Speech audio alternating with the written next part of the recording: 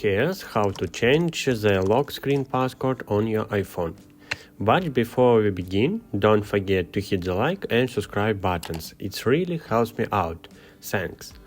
First, open Settings and look for the Face ID and passcode option.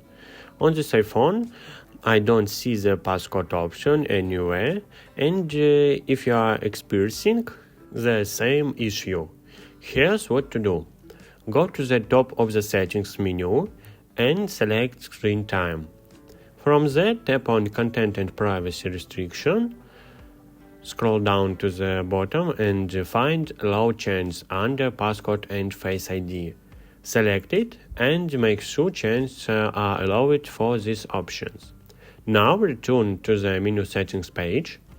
The Face ID and Passcode option should appear here. If it doesn't show up, immediately close the Settings app and reopen it. Once it's visible, tap on Face ID and Passcode, and you'll be prompted to enter your current passcode. After entering your passcode, scroll down to find the Change Passcode option. From there, you can set a new passcode of your choice. And that's how it's done.